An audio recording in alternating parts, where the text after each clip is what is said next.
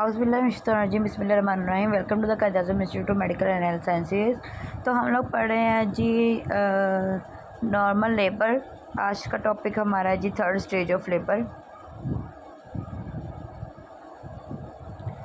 Definition देखें, the period from conception to the expulsion of placenta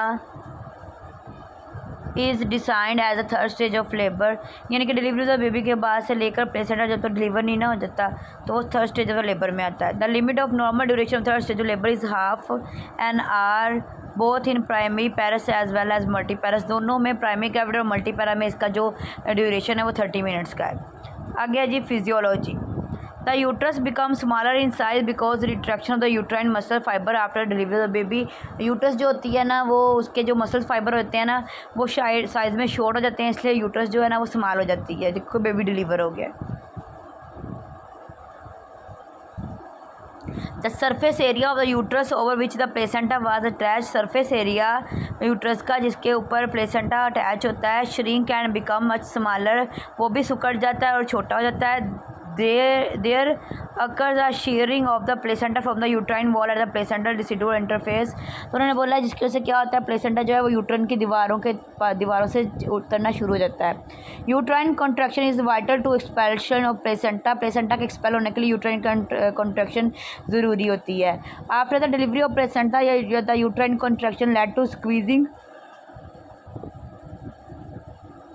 these blood vessel therapy stopping the blood bleeding from the placental bed।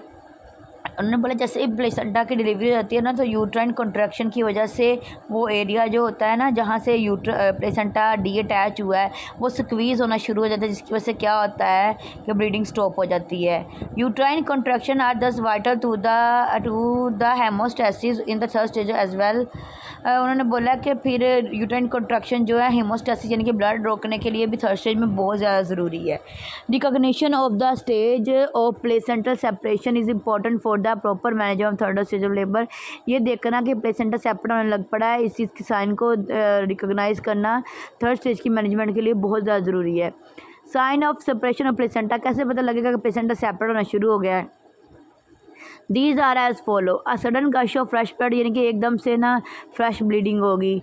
While the placenta is separating from this some amount of blood collected and trap between it and the uterine wall with the separation of placenta this blood find an outlet and present as such as गश।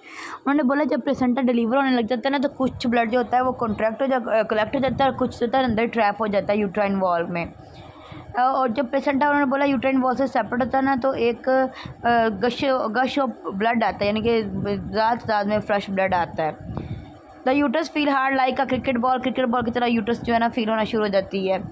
Uterine contraction are जज by the feel of the uterus. Uterine contraction जो है ना ये हम लोग uterus को feel करके जज करते हैं। As mention previously firm uterine contraction is essential for placenta separation. उन्होंने बोला है एक मजबूत यूट्राइन कॉन्ट्रैक्शन जो है वो प्लेसेंटा के सेपरेशन के लिए बहुत ज़्यादा ज़रूरी है।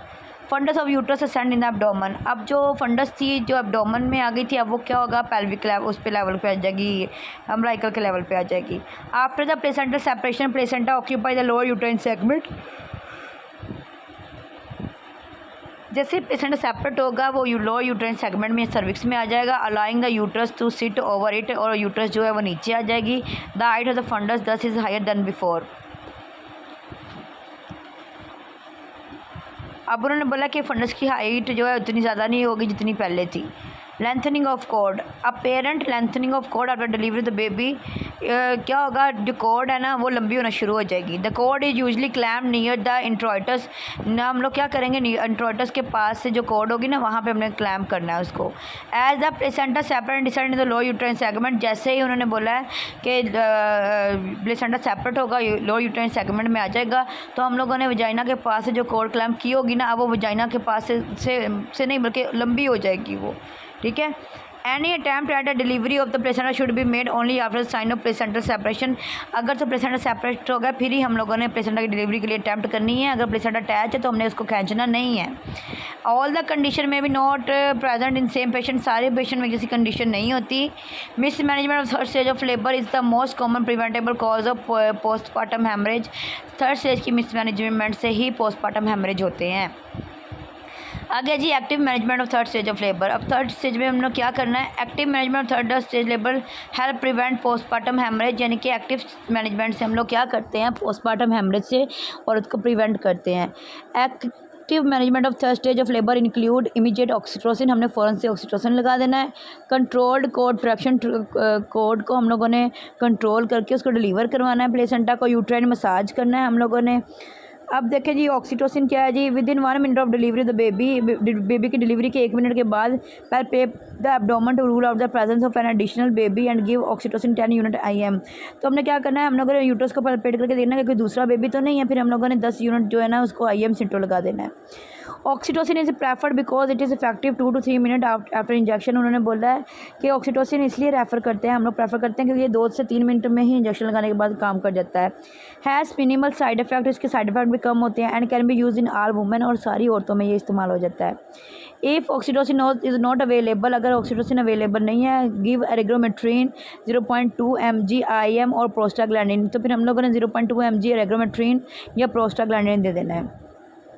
वैसे तो आजकल ऑक्सीटोसिन ही यूज़ होते हैं। एरेग्रोमेट्रिन से ये होता था कि मेथर्जन से ये होता था कि ब्लीडिंग होने के और उसके ब्लड प्रेशर हाई होने के चांसेस ज़्यादा होते थे। डू नॉट गिव एरेग्रोमेट्रिन विद प्रीक्लैम्शिया, ये अभी उन्होंने वही बात कर दी कि प्रीक्लैम्शिया वाली औरत को हमने एरेग्रोमेट्रिन नहीं देना, इससे BP ही होता है, मैंने जैसे पहले बताया। इक्लैम्शिया और high blood pressure because it increase the risk of conversion and accident.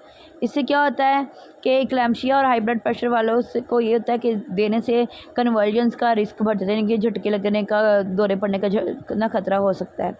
The procedure is recommended for mother in whom the postpartum haemorrhage is particularly high. ये प्रोसीजर हमने उनमें करना है जिनमें ना मतलब कि पोस्टमार्टम हेमरेज होने के चांसेस ज़्यादा होंगे। These include cases of prolong labour, यानी कि जिसका प्रोलॉन्ग लेबर का दौरानिया बढ़ गया था वो। Uterine over distension due to hydramnios और अ बिग बेबी, यानी कि जिसकी यूट्रस ज़्यादा बड़ी थी और पानी ज़्यादा होने की वजह से या बेबी बड़ा होने की वजह से। अनीमिक मदर, जो माँ अनीमिक थी। History of postpartum haemorrhage in previous labour, या जिसकी पहले लेबर में भी पोस्टमार्टम हेमरेज हुआ था उनको भी। एंड इन ग्रैंड मल्टीपैरा, और जिसके 5 जिनके ज़्यादा बच्चे हैं उसमें भी। Active management of third stage reduce the chances of postpartum haemorrhage in this high risk group. अगर हम लोग एक्टिव मैनेजमेंट करेंगे, जो हमने ऊपर सारी औरतें पढ़ी हैं ना, प्रोलॉन्ग लेबर वाली, अनीमिक, हाइड्रमनियोस वाली, तो उनमें हेमरेज होने के चांसेस कम होते हैं। And help to prevent maternal morbidity and mortality, और माँ की शरह मौत और माँ की मौत और माँ की जो बीमारी है वो इससे नहीं होगी। आगे है जी controlled cord traction step. Clamp the cord to the perineum, hold the clamp cord and the end of forceps with one hand. हमने क्या करना है, कोड को क्लैम्प कर देना है, और जिस फोर्सेप के साथ हमने क्लैम्प किया है ना उसको कोड को, उसको हमने एक हाथ से पकड़ लेना है। Place the other hand just above the woman's pubic, stabilise the uterus and applying counter traction during controlled traction. तो हमने क्या करना है, एक हाथ हम लोगों ने वो जो कोड क्लैम्प किया उसको पकड़ना है, और दूसरा हाथ हम लोगों ने इसके पेट के पास रखना है, और हमने थोड़ा सा उसको प्रेशर देना है, ठीक है, ज़्यादा नहीं देना, थोड़ा सा देना है। आगे है जी this help prevent inversion of the uterus. से क्या होगा, यूट्रस इन्वर्जन नहीं होगी। Keep slight tension on the cord and await a strong uterine contraction. हमें कोड को थोड़ा सा खींच रखना है, स्लाइट से खींच के रखना है, और यूट्राइन कंट्रैक्शन का वेट करना है। When the uterus become rounded on the cord lengthen, जब यूट्रस राउंड हो जाए और कोड लंबी हो जाए, very gently pull downward on the cord to deliver the placenta. फिर हमने इस तरह से कोड को खींचना है ताकि प्लेसेंटा डिलीवर हो जाए। Do not wait for a gush of blood before applying traction on the cord. हम लोगों ने कोड को ट्रैक्शन देते वक्त गश ऑफ ब्लड का वेट नहीं करना। Continue to apply counter traction to the uterus with other hand, uterus दूसरे हाथ के साथ हम लोगों ने यूट्रस को प्रेशर देते रहना है, ठीक है। If the placenta does not descending due 30 to 40 second controlled contraction, अगर उन्होंने बोला 30 से 40 मिनट कंट्रोल्ड कोड ट्रैक्शन देने के बाद भी प्लेसेंटा डिलीवर नहीं हो रहा, continue to pull on the cord, फिर हमने कोड को ऐसा खींचते रहना है। Gently hold the cord and wait until the uterus is well contracted again, फिर हम लोगों ने वेट करना है कि यूट्रस कॉन्ट्रैक्ट हो जाए। If necessary, use a sponge forceps to clamp the cord close to the perineum as it lengthen। अगर तो यूट्रस लंबी हो गई है, आपसे खींचा नहीं जा रहा, तो आपने क्या करना है, जो वजाइना के पास जहाँ पे कोड है आपने वहाँ पे एक और क्लैंप लगा के उसको खींचना है। Never apply code traction without applying counter traction above the pubic bone with other hand. उन्होंने बोला है कि एक हाथ से जब आप कोड को खींच रहे हो तो दूसरा हाथ आपका लाजमन तौर पर यूट्रस पे होना चाहिए, उसके बगैर आप लोगों ने कोड को नहीं खींचना। As the placenta deliver the thin membrane can tear off, जैसे प्लेसेंटा डिलीवर होगा तो एक थिन मेम्ब्रेन जो है वो भी टीयर ऑफ हो सकती है। Hold the placenta in two hand and gently turn it until the membrane are twisted, और उन्होंने बोला कि आपने प्लेसेंटा को दोनों हाथों में पकड़ना जब तक उसकी जो मेम्ब्रेन है वो ट्विस्ट ना हो जाए। Slowly pull to complete the delivery, आपने हल्का सा उसको खींचना है ताकि मेम्ब्रेन्स भी उसकी निकल आएँ।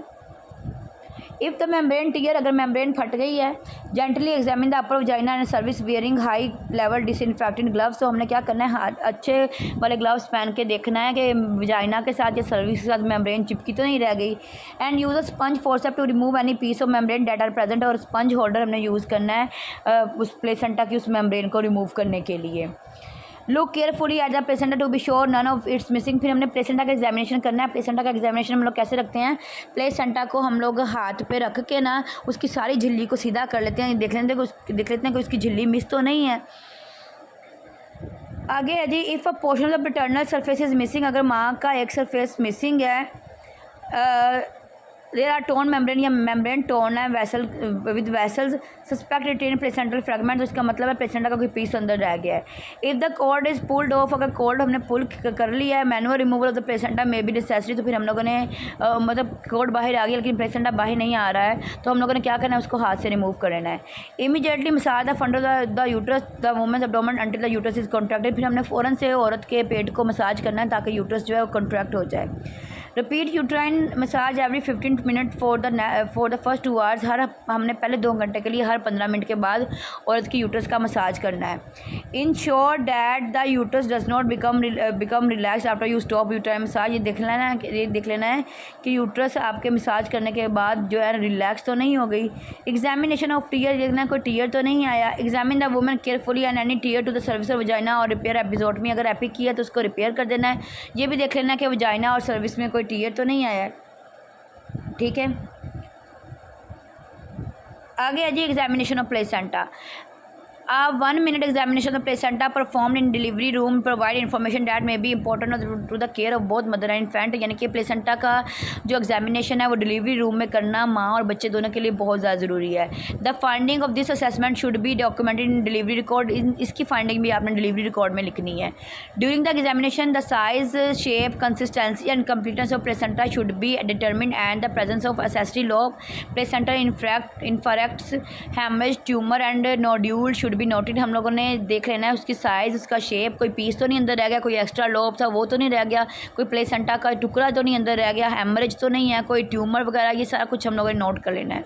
The umbilical cord should be assessed for length insertion and number of vessel thrombosis note and the presence of Wharton jelly, umbilical cord की भी कोई अबनॉर्मलिटी हो जैसे कि उसकी लेंथ, उसकी इंसर्शन और ब्लड वेसल्स और कोई नोट, कोई थ्रोम्बोसिस या कोई वाटन जेली, ये सारा कुछ देख लेना कि ठीक है उसका।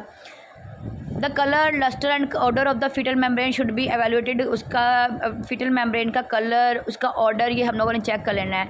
And the membrane should be examined for the presence of large vessels tissues may be retained because of abnormal location of placenta और because placenta accreta, placenta increta, placenta percreta, उन्होंने बोला है। फिर आप लोगों ने ना मेम्ब्रेन को अच्छे से देख लेना है कि हो सकता है कोई लार्ज वेसल, कोई टिश्यू या कोई प्लेसेंटा अबनॉर्मलिटी, यानी कि जैसे क्रीटा इनक्रीटा और परक्रीटा होता है उसकी वजह से कोई मेम्ब्रेन अंदर ना रह गई हो।